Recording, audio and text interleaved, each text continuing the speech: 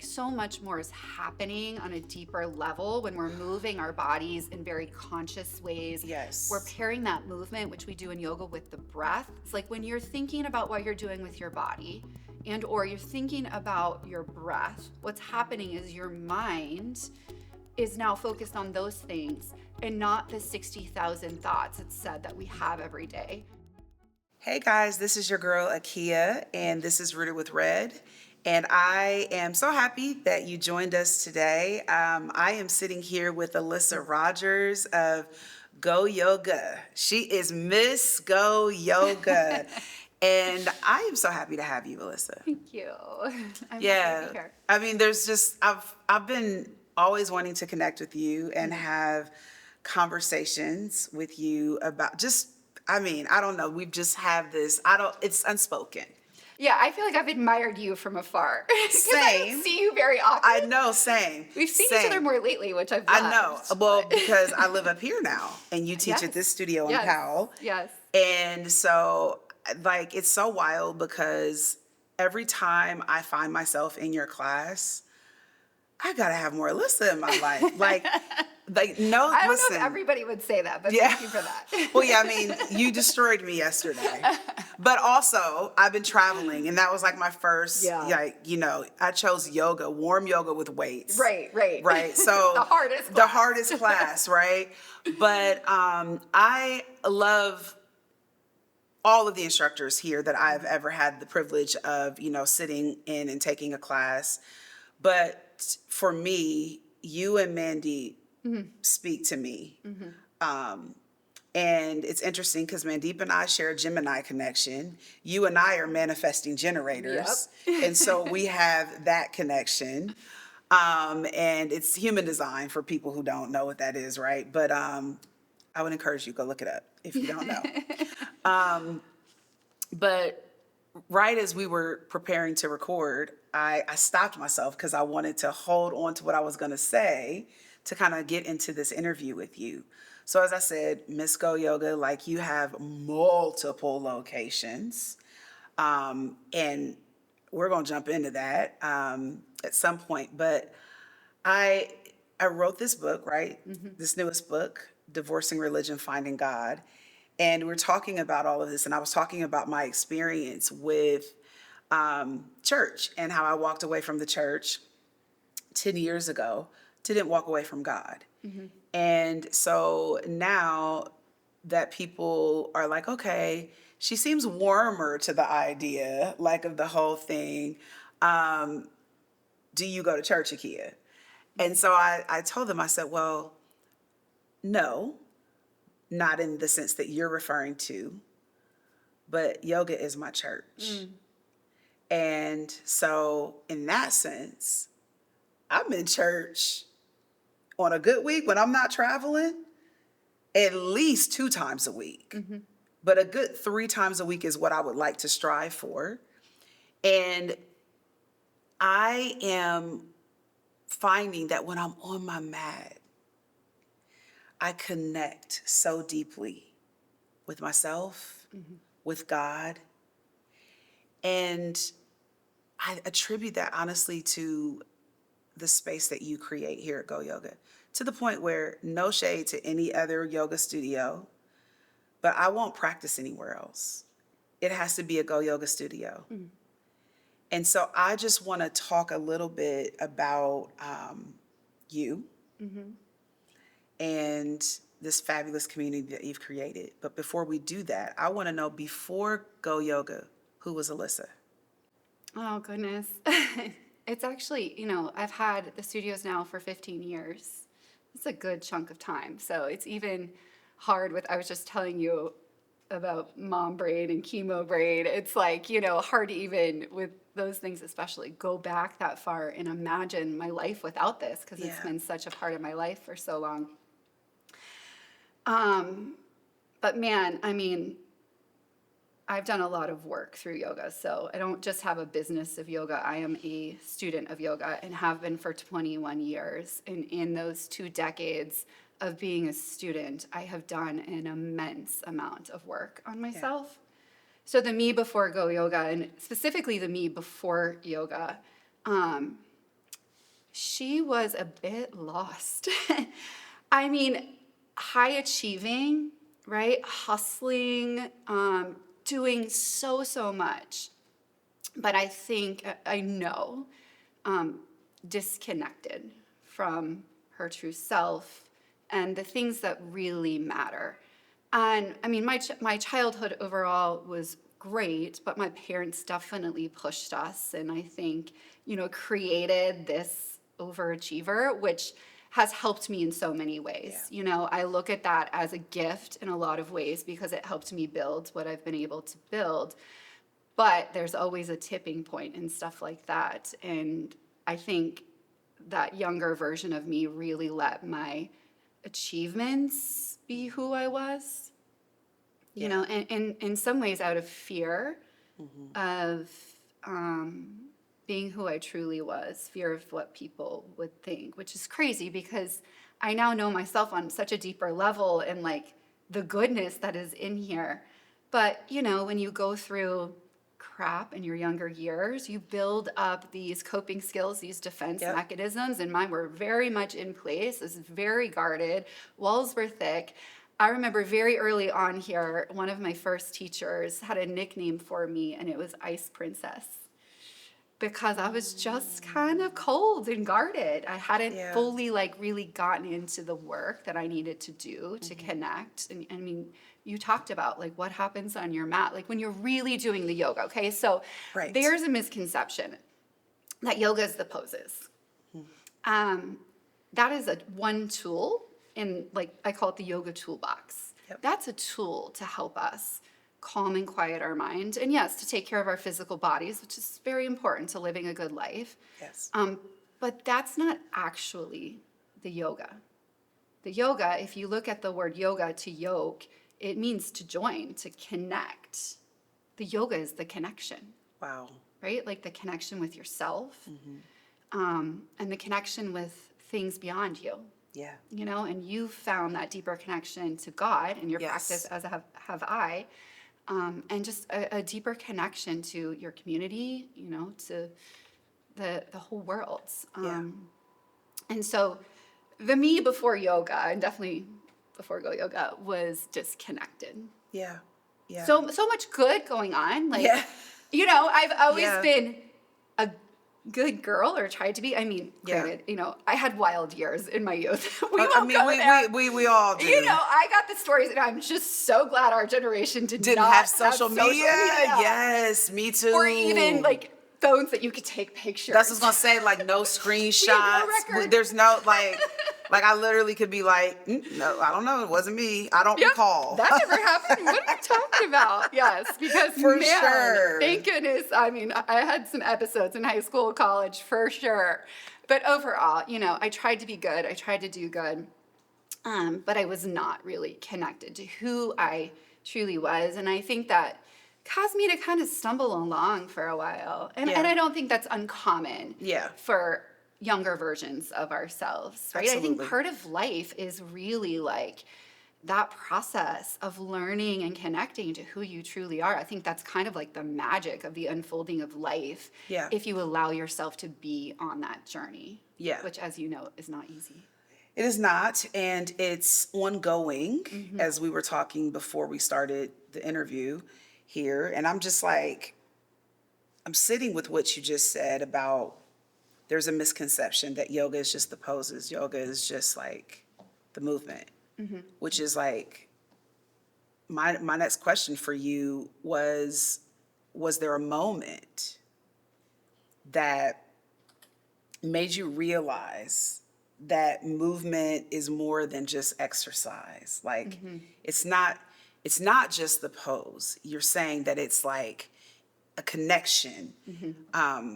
So for me, right, when I am thinking about this question and what I'm asking you is like, yes, there's a both and. So there's like the movement of the body, but there's also like the movement of energy.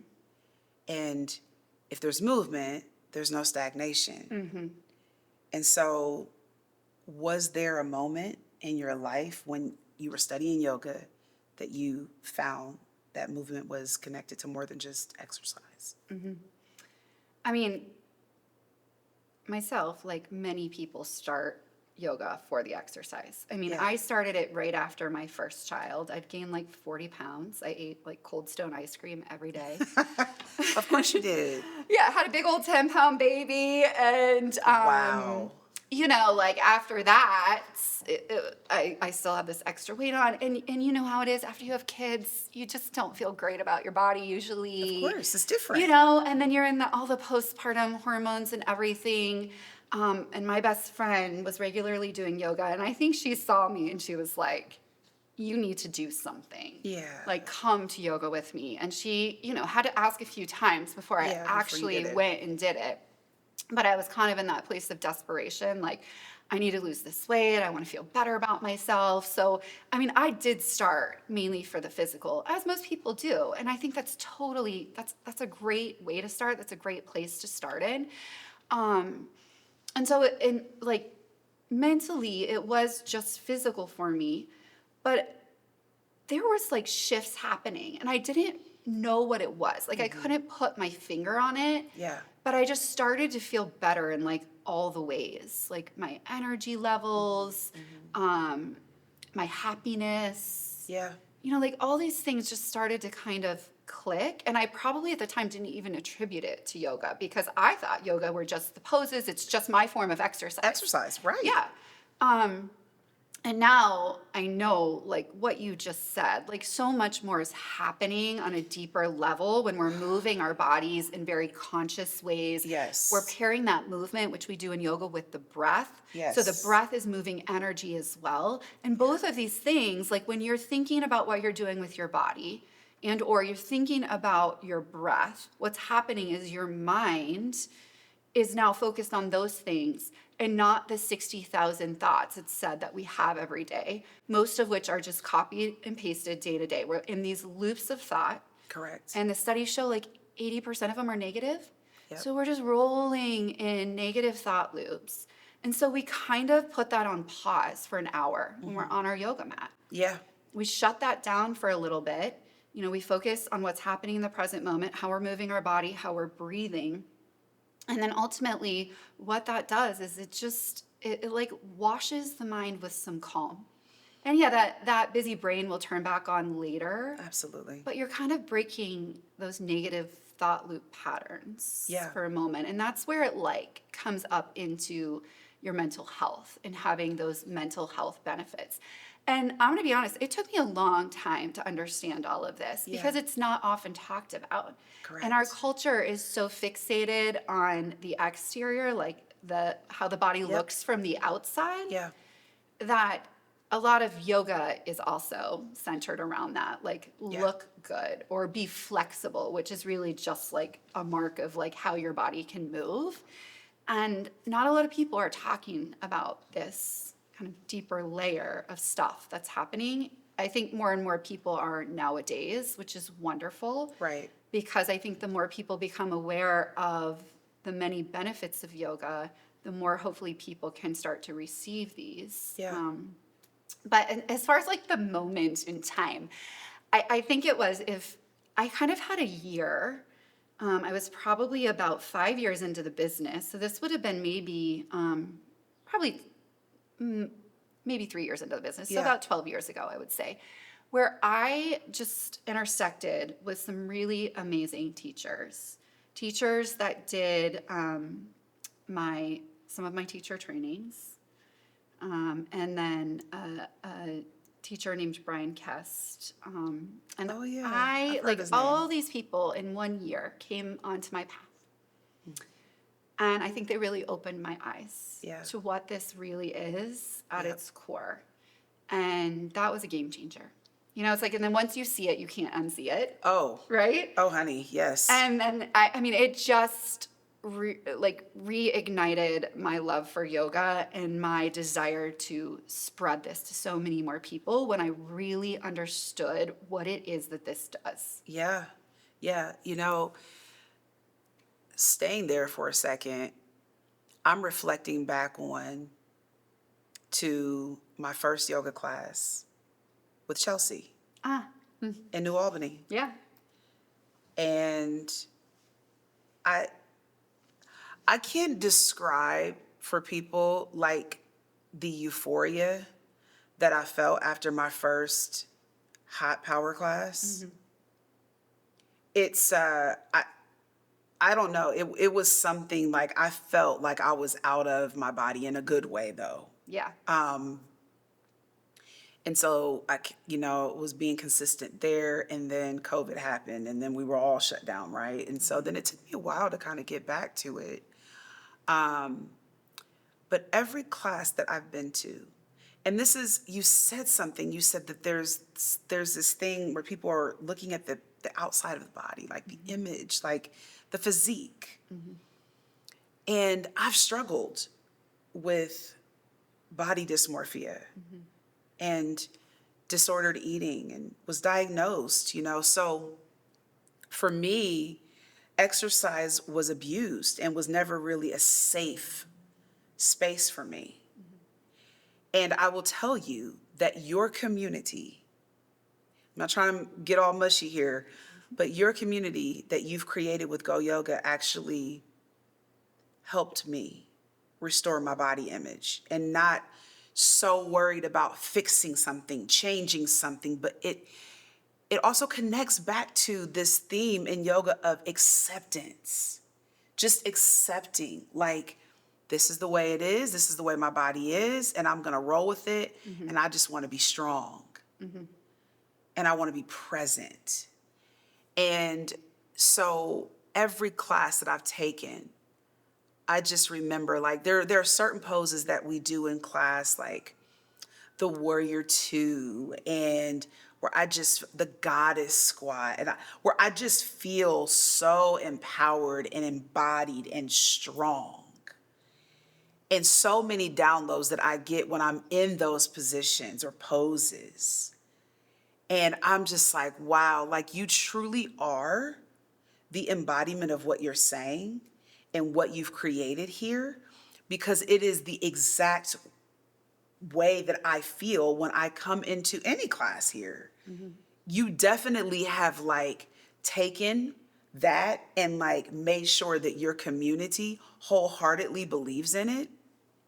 And just also the inclusivity of like the physique of some of the instructors, right? Like the whole inclusivity of it. Like so often in the exercise space, you don't see that. And you've created that. So like, I just want to give you your flowers and say, thank you for creating a space that is so inclusive, because it makes people like myself who may not have that same physique as the majority of a lot of people feel safe to come in a space to practice yoga, to exercise, to do all of the things. So thank you for that. And thank you for sharing that, because that actually led me into that. Like, I'm so grateful for what you have created. And on that note, with your values, right, that it's pretty obvious that you have values. Well, it's good because, like values can just be things on paper. Yeah. Right? I think, the real work is No, how you've do you embodied bring it. these alive? How have you brought them alive? Well, just to backtrack to the beginning, like I was not a yoga teacher when I started this. I had no desire to be a yoga teacher, which is not really the way most studios start. Most studios start because somebody's teaching yoga, they really like it, they're passionate about it, and they want to go open their own thing. Yeah. So I think my start was different from some people. I was just a student looking for the place I wanted to practice, and I couldn't find it. I used to travel for my previous career, and so I was taking classes everywhere. I was in California a lot, New York a lot, and usually East West Coast things start first, right? And they take their time to make their way to Ohio. Correct. So I was kind of seeing these experiences that were like empowering, and you saw all kinds of people in these studios, and the teachers were speaking in English. I mean, I love the roots of yoga and the Sanskrit language. It's beautiful, but if you're speaking Sanskrit to the average everyday American, they're not going to be able to follow along, and that's not empowering. Right. And that's a lot of what was happening still here locally. And teachers were kind of doing the practice on the mat with students, and there wasn't a great connection between what they were teaching and what was happening with the students. And I just saw some different things, and I kind of put some pieces I liked together, and this vision came to me in my mind. And I was so frustrated, and rather than keep complaining about not finding a yoga studio I liked here, I was like, well, shit, I'm just going to create it. I didn't know what I was doing. Powerful. Wow. But like the vision was so strong, and we started small, and I just put one foot in front of the other.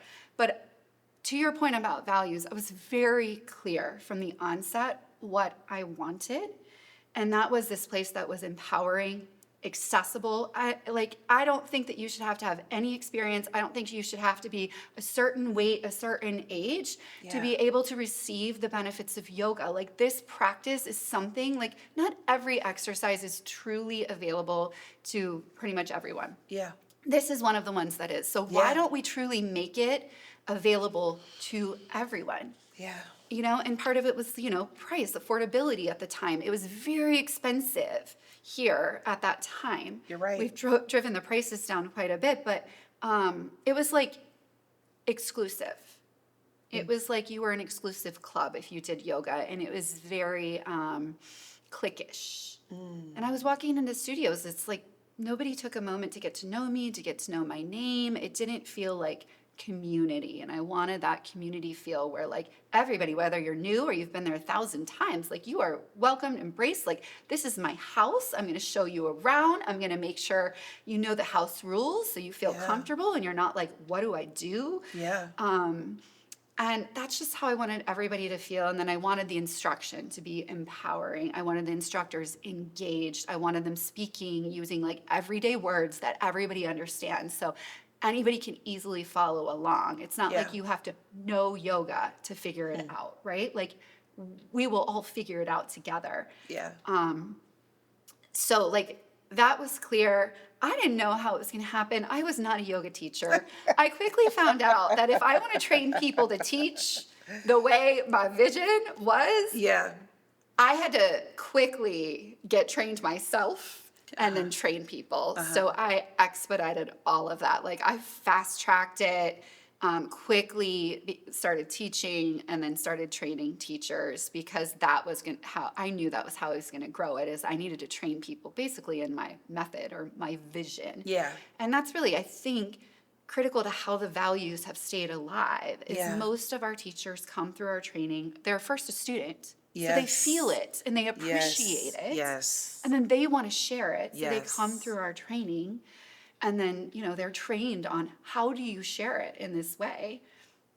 And then they go out and share it. So it just kind of unfolds that way. And we still have teachers that come in from the outside, but we're very clear from the get-go, like, here's how we do it. So if you don't feel like this is your vibe, that's okay. Like, we're not the only great yoga place. There's lots of great yoga places, and every place is a little different, and we're not everybody's jam, and I'm okay with that. Like, that is one way Alyssa has evolved, is the people pleaser of old has come into a place where it's like, I'm not here to please everybody. I'm not here to make everybody happy. I can't be everybody's, like, yes, right?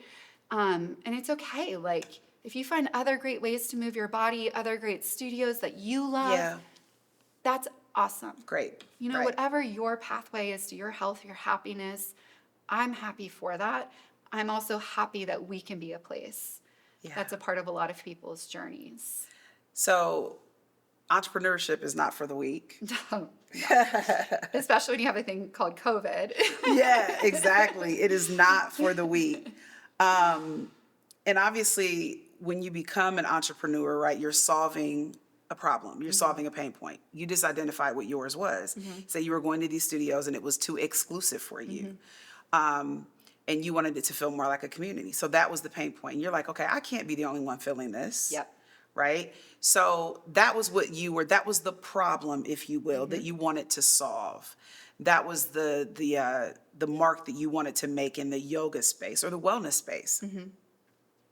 What parts of you becoming an entrepreneur and building this brand that is Go Yoga, what parts of yourself did you have to face? What did it force you to face in building this? Well, I just talked about one of them, and that is the people pleaser. Yeah. When I was younger, for better or for worse, like if I told my parents no, I got in trouble. And this was back in the day where we got spanked, Oh. like it was big trouble if you said no. And so I think that Absolutely. people pleasing was just built into me at a very young age. And I still like am such a rule follower. Like I have a problem like breaking the norm or the rule, like for fear of like irrational fear of like punishment. Like it's something Yeah. I'm very conscious of now, and I still am working through it. But as an entrepreneur, you can't always say yes, especially if you want to keep your vision moving Yeah. forward. I mean, this is weekly. I'm working on this, right? Like Yeah. having the difficult conversations. As a people pleaser, I didn't like confrontation. Yeah. I would say yes just to avoid confrontation. Yeah. But you've got to, I think, as an entrepreneur, or business owner, even just Yeah. a leader, you're working for somebody else, but you're leading a team. You have to get comfortable with uncomfortable conversations. You have to get comfortable with saying no. You have to get comfortable with people maybe not liking you. Yeah. And I think that's where you've got to stay connected to your values and to the vision of what you want to create, and trust that the people that are bought in, you will find them. They will come. And then the people that aren't, are the people that aren't meant to be along for the ride. And that's okay, Yeah. And sometimes you learn that, like, you work with somebody for a while and you learn that down Yeah. the line, and you've got to make a hard decision to part ways. And we've had to do that a few times over the years. And there are people that I've really liked, but they just weren't right for what we were trying to build Yeah. here. I'm notorious for keeping people around too long, both personally and professionally. Like my my team gosh. knows. Gosh, you're preaching to the I'm choir. just like, I see the potential in everybody, Absolutely. and I think I can bring it out. That's our manifesting generator, Yes. though. We're like, if we can just manifest enough and like we see what you could be, yes. right? But it's not my work to get But it's them not my there. work. Yeah, man, that you said a mouthful there. I And could go down a whole you know rabbit what trail with that. was like a crazy realization. So I have an amazing therapist. I think everybody should have an amazing therapist, and I've happened to find Yes. one, thanks to another yogi in this community, by the Uh-huh. way. But you know what she once told me? That was like, whoa. She was like, you thinking you can fix another person is a form of narcissism. Oh, wow. And I was like, yeah. whoa, truth bomb. She's like, Right? what makes you think you have that kind of power? Yeah. And I was like, oh my God, you're right. And that was like a big wake up call. And Yeah. it was coming from a good place in me, right? Like, I just want everybody to be their best selves, to live their best life. Yeah.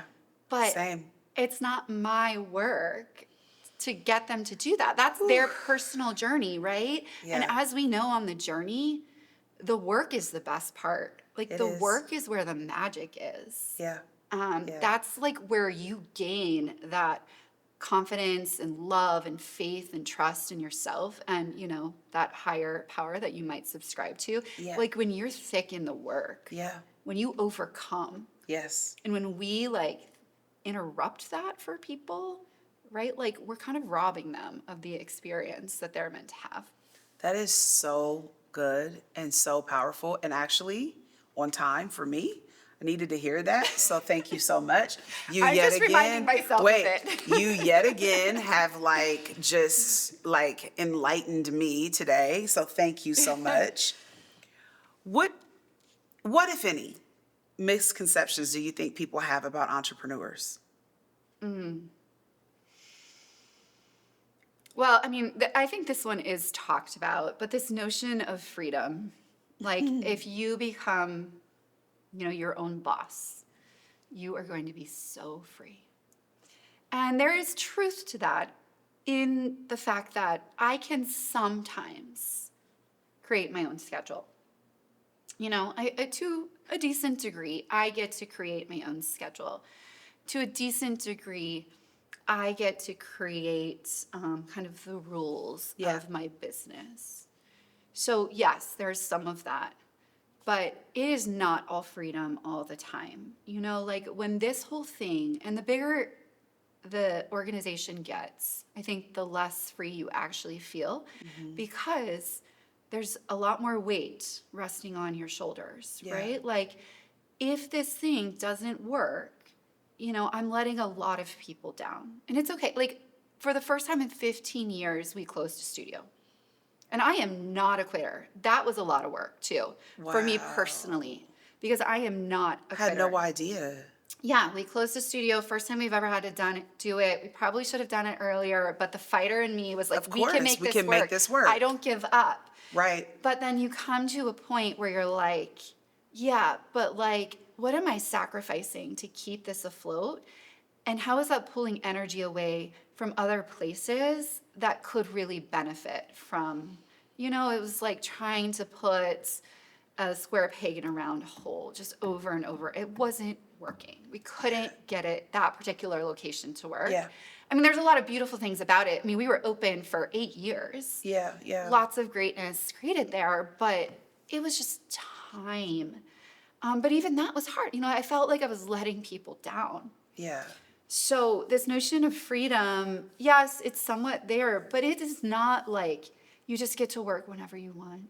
Right. No, I mean, I'm getting messages and calls, and I've learned to set boundaries over the years. Yeah. Not everything is urgent, but you know, there are things that come up that, yeah, it might be Saturday, it might be Sunday. Like you're never not somewhat plugged in, and sometimes it's just Of mentally. course, even on vacation, right? Yeah, yeah. Yeah, I mean, like- I work most vacations because it's better for me to spend a few hours in the morning Yeah. just making sure I check in and I don't get far behind on things.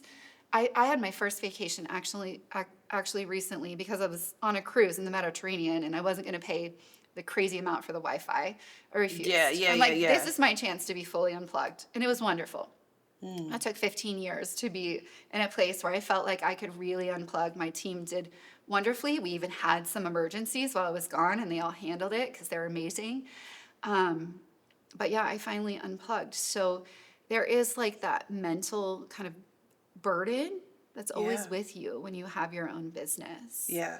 And I think too, specifically in the wellness business, people think, oh, well, because let's be honest, we all, I think, have this excuse sometimes where we don't have time to take care of ourselves.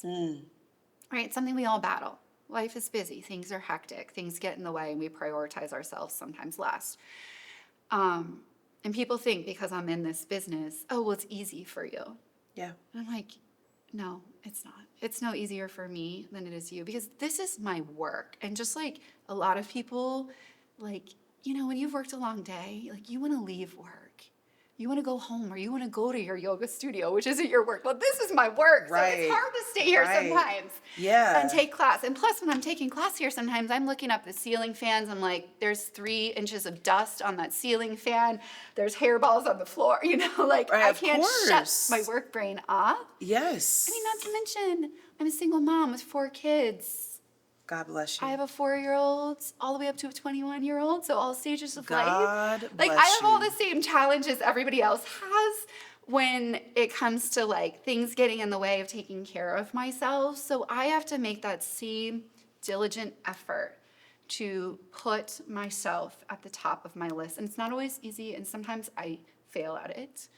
But Yeah. it is so important. Oh, I mean, you just funny. You just like I was about to ask you that next. Like because you being a yoga instructor, but also like the entrepreneur who is responsible for this huge brand.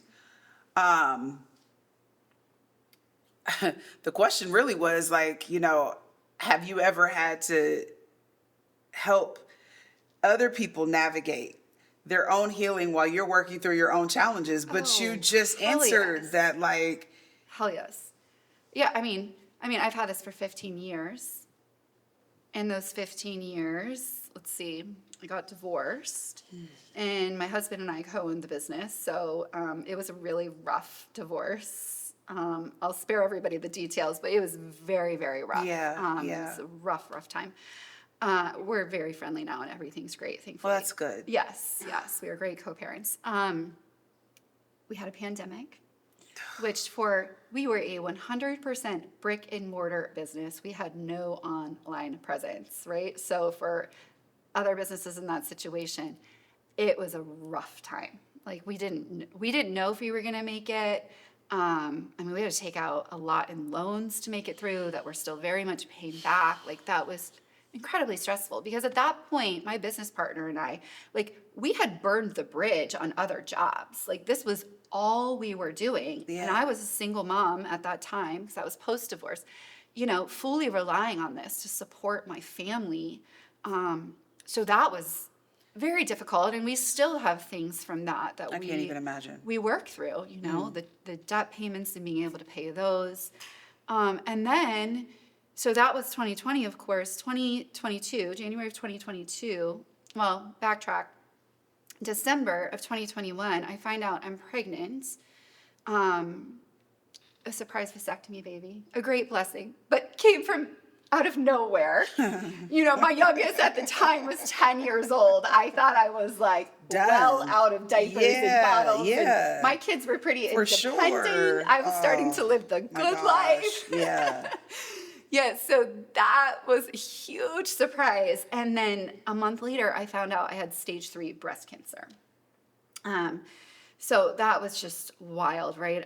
Here I am, 3 months pregnant, unexpectedly, breast cancer, very unexpectedly. I mean, there was no signs. I was a totally healthy person. Felt a little tiny lump, didn't even think anything of it.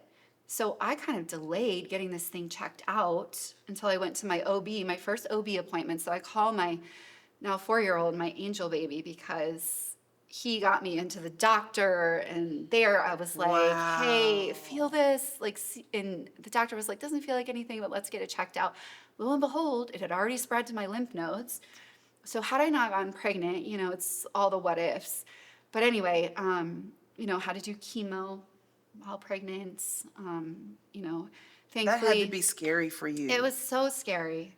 But my yoga gave me all the tools I needed to make it through. Yeah. The physical strength and resilience, the mental strength and resilience, and the positivity, Yeah. right? Like it's so important when you go through stuff like that. It is very scary. You are faced with your mortality. I read the statistics. They tell you not to. I read them. I couldn't help myself.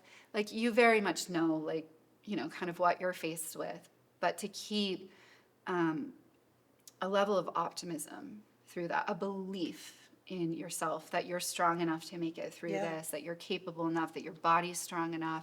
I mean, that's huge. And, unfortunately, that doesn't always get everybody through, but I think why not maintain that? Then a few years after that, I lost my stepdad who was in my life for, I cry about this one, for 25 years. I lost him to brain cancer. 6 months So sorry. from diagnosis to Yeah. death. So, going through that and being there for my mom, who Yeah. lost her life partner. It's difficult, and I only say this because we're all going through our own journeys Yes. of challenges Yes. and, just really tough stuff going on in our lives. And so, yes, I have many times had to hold space for people while still very much being in the thick of my own stuff. And that's hard. Yeah. But, I think how you do that, and even if you're not in the wellness space, you might be a parent or you might be a teacher in another capacity, a leader at work.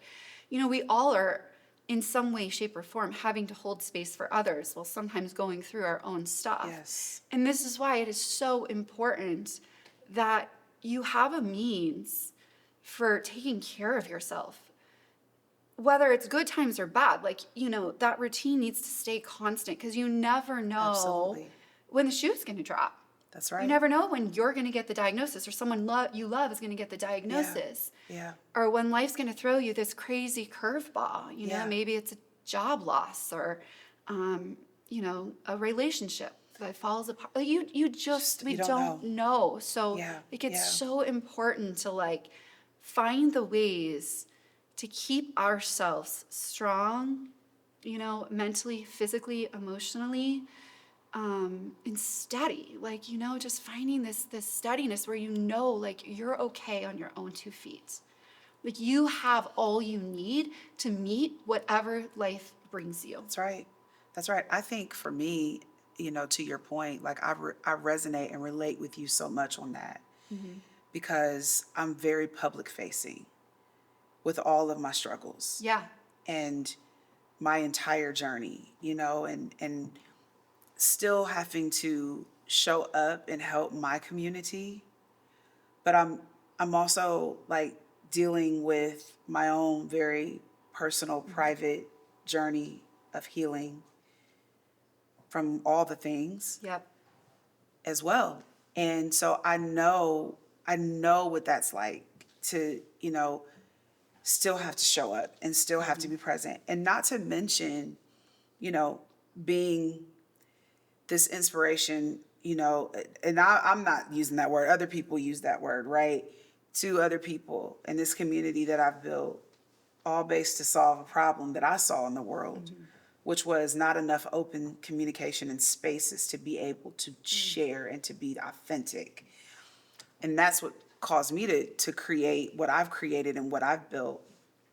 But then also, I'm healing publicly so that I can be authentic on my platform. Yeah. And then I'm also a wife to a superstar athlete. Yep. Doesn't get much more spotlight than that, right? Yep. And I'm a mom. Yep. And I'm helping my kids through their own journey of mental health stuff and life. Yeah. And also navigating being very public facing because they have parents who are out there. So it's a lot, and I get it, and I'm so thankful that you continue to show up. And I am so sorry about the loss of your stepfather, and I could not imagine that was easy to deal with and still have to be present, still have to show up, give your all. So kudos to you for doing that. But you are absolutely right. Everybody listening have the tools within themselves. And even though it may feel like it's not enough, right? We all have what we need inside of ourselves. And if nobody else has your back, you're going to have your back. Right, right. And I think the other thing that's important to remember is grace. And this is something I've had to learn, right? Yeah. Because and I think a lot of people can resonate with this. I'm the hardest on myself. Oh, aren't we all? Right. And to just, yes, we need to at times be strong and we need to, most of the times try our best. But we also have to keep this amount of grace for ourselves, allowing ourselves to have missteps, allowing ourselves to do dumb things sometimes because we're human. It's going to happen. It is. You're going to accidentally hit reply all. This one just happened to me a few months ago. Hit reply all on the email that was only supposed to go to one person, and you say something in there that you really didn't want everybody else to see, but it's like, you can't beat yourself up, right? Like we're all living the human experience together, and I think that is a piece of it because I think when we become too hard on ourselves, we wear ourselves down. Our self-confidence gets lost, our faith and trust in ourselves, and that's the important piece, of the tools that we need to keep moving forward and to keep doing what we were brought here. Like, I truly believe, and this is part of the yoga philosophy, but I think it's just a broader philosophy that I subscribe to, is that we were all brought here for a purpose. I don't think any of us were accidental. Yeah. And I think when you look at just like the crazy intelligence of life and the creation of life and how miraculous it is, I just choose not to believe any other way than to think like we are all here for a reason. Yeah. And I think the biggest thing to figure out in life is, what is that reason for us? I mean, you and I kind of each saw in our own way this need and this way that we could help fulfill that. Yep. And this is where I see the potential in people, and I'm like, what's your way? And it could be so small. For So some people, small. it's just like the smallest way. They love and serve people, right? Yeah. And that is their purpose. For some people, they were brought here maybe to do things on a larger scale. But I think we all have this purpose. And when you can connect to that, which I think when you spend time in something like yoga and you can calm the mind enough to really hear what's happening inside, like what are the whispers of your soul? Because it's speaking to That's you, so but powerful. are you listening? Yeah. Are you listening? And what are the whispers of your higher power? Like, what is the dialogue there? And you can, when you just slow life down enough, you slow the mind down enough to hear those things, the clues are there, and I think the connections are there. But we're just sometimes so busy and so distracted Yeah. that we can't hear and we can't connect. And I think that hearing that connection is sort of everything for living a really fulfilled life, Yeah. like fulfilled here, not in Here. the bank account, Right. not in the quantity of what you own, but in what's here, like how much of this is filled up, Yeah. right? And that's, I think, where like the true wealth is. Beautiful. Yeah. And And I'm that's like, just what I want for everybody, right? And like when I think about what I'm here to do, it's not wellness. It's really, that's a piece of it. Yeah. It is like to help people connect to their self, their truest self, to what's important to them and to what their purpose here is on earth, And I think the more people that do that, the better this will become out here. And like, that's just what I want my legacy to be. I won't create that for everybody, but every person that I play a part in creating that for, like they've made this connection with themselves, with their purpose. Like that for me, like is a win. Like that's enough. yeah. Okay, so if you notice, I've taken several deep breaths while you were talking because I'm like letting this all sink in. And the whispers of your soul. Mm-hmm. What are the whispers of your soul? And I can truly say that I think you're well on your way to achieving your legacy because I know you've done it for me. You've helped me in so many ways. I normally have this like lightning round of questions, but I'm like, this is such a rich conversation and you've just shared so much of your heart and your soul. So maybe just a couple final questions as we close. When people leave a conversation with you, what do you hope that they're more deeply rooted in? I know that you said connecting to themselves. Is there anything else? I think that really is it. And I think of self, when I talk about self, I think of, we kind of have different layers of self. Yeah. I think about the capital letter S self, like the truth, capital T, of who you are, right? Like it's not your titles, your achievements. It's not, what you've done in the past.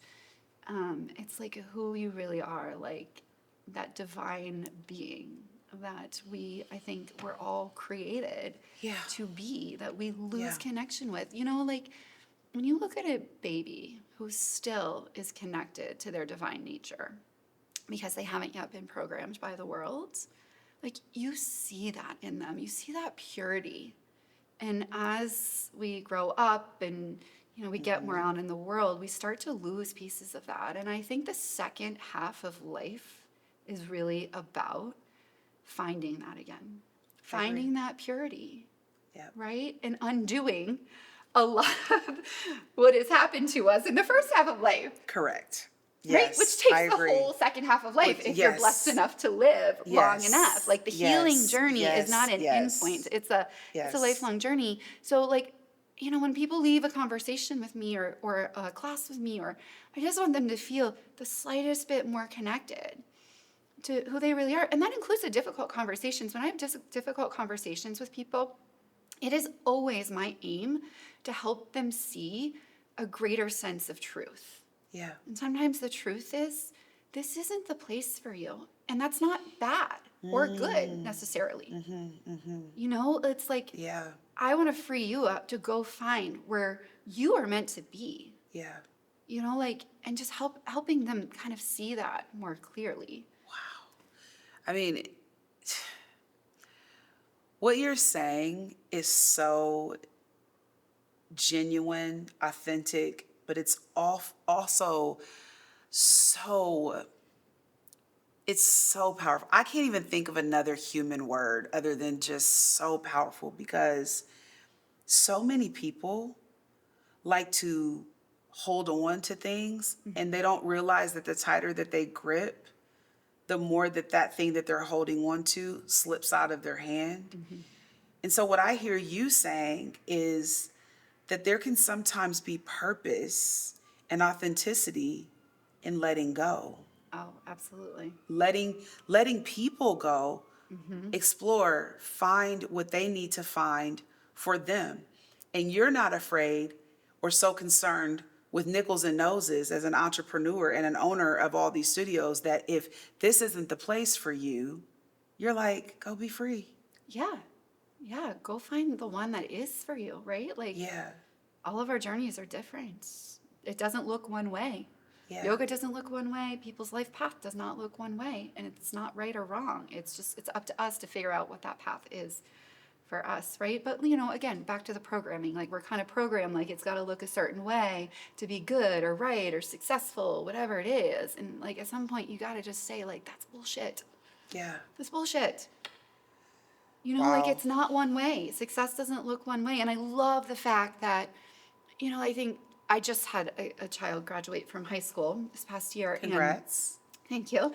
And I just love the fact that now it's not being programmed down their throats that, like, going to college is the next Yes. step. Oh my gosh. I think there's Yes. so much more open-mindedness about all the different paths that there are. And every path is needed and good. Yes. It's just about aligning with a path that's meant for you rather than going down this path you're pushed down. You spend all this money, you end up with a degree that you never use, and you don't feel like you're any further forward. You might even be more behind than the people who took an alternative path that was better for them, more aligned for them. Those people are probably in full-time jobs now, making a healthy paycheck. Yeah. Right? Like, Yeah. you know, my older son's girlfriend just graduated from a great university, great degree, has no job. I mean, I'm so happy that you said that, because so my son graduated last year, and he's never been a college kid, like Yeah, he's just neither not is mine, interested. my oldest. Yeah, and so we always knew that if he wasn't gonna, follow in his dad's footsteps and play basketball, that he was, which we've been okay with, let me tell Yeah. you. Dad did that, so you don't have to do that. Yep. So like, he decided, I'm like, I'm not going to college. And so we gave him that freedom to choose that, and we were okay with it. And, he's finding his way. He's 19. Yeah. There's no rush, son. Like, No, they're you're still babies. 19. They're still babies. Like at when you that think point. about that, like you were in the womb 19 years ago. Yes. Like literally, like Yes. it's okay. You have time. And so he's dabbled in, so many different things. And, so I'm so appreciative and grateful that you said that, because I think that this next generation of people, and I know that like my son, and his friends, like some of them, are interested in this podcast. And so when they Cool. hear it, if they do listen to this episode, they will actually, I hope, feel empowered, to make an alternative choice if the traditional mainstream choice is not for you.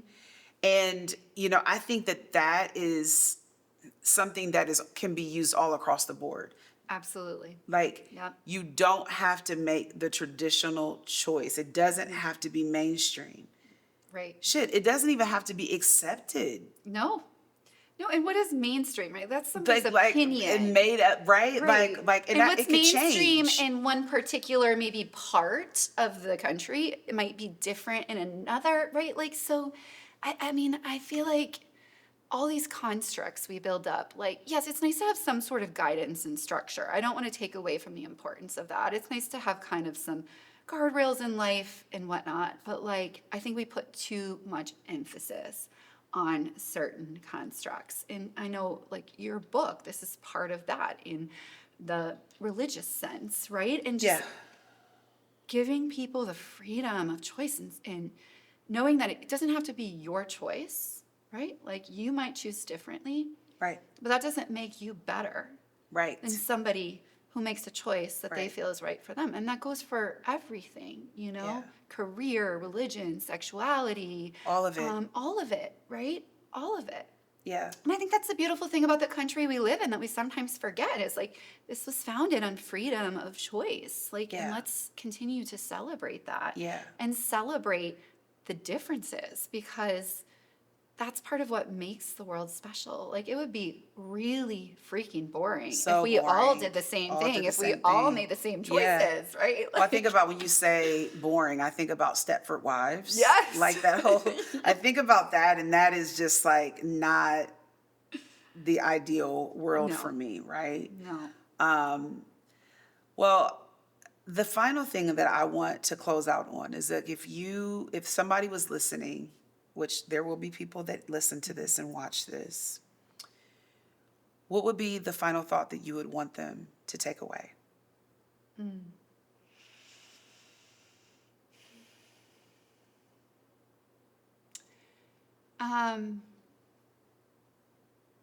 The final thought, and I'm getting emotional because this is like my work and, it's still very much my work, but like, I think it's the most powerful work. And that is, doing the work to open your heart. Many of us, for a variety of reasons, have closed it to some degree or another, over our lifetime. To open your heart and then to listen to it, right? Or, you could call it soul. It doesn't have to be heart. It could be spirit for you. It could be heart. Yeah. It could be soul. But we look so much, and this is falling right in line with what we just talked about. We look so much to the outside for our answers. And I think you said it earlier, like all we have, all we need, we have on the inside, right? Like, and to just create the space in your life, whatever your practice is, doesn't matter. I know you celebrate a lot of different practices, yoga and journaling and meditation. Yeah. Like, whatever it is for you or a combination for you that you find something that gives you the space to come back into here, Yes. to connect on a regular basis, to listen and to trust, right? To trust yourself, like your inner knowing, so that you stop living your life. And I'm so working on this. Stop living your life for other people. Yeah. Yeah. So good. And live it for yourself. And that's not selfish, because when you live your life from your heart-centered place, you will love on and you will help and you will support so many people. Absolutely. Like, that is just a consequence, a positive consequence of living like a heart-centered life. Yeah. Yeah. And we're so externally distracted and disconnected. And I think the work of our society now is to get reconnected. So good. And then you have that heart to heart, like, you and I are very much on this journey, right? Like, so Yeah. I think you and I can sit here and have this heart to heart connection. Yeah. Because it's a vibrational thing, right? Like, Yes, we're it is. vibrating more on this frequency Yeah. of love. Yeah. It's the highest frequency. It is. Right? I know. There's the frequency tattoo right there. And I'm getting goosebumps talking about it, right? Because Yeah. it's just the truth. It's the truth. Yeah. This frequency of love. So good. Wow. That just, that hit me. And I can tell that you're feeling it too. Mm-hmm. I did just think in my head when you were talking, I was just like, yeah, like we're like vibing out right now. but it's an unspoken vibing out, which is interesting. Yeah. Well, I Like, think that's what happens when you get two people together who are so passionate. yeah. Like, We practice some similar things, and we could speak for days probably. we about all this could. stuff. I need more Alyssa in my life. I definitely do for sure. Where can people find you? You can look into the camera right there. Yeah. and tell them where they can find you and Awesome. all that. Yeah, I mean, well, if you want to see me in the flesh, you can find me at Go Yoga in Columbus.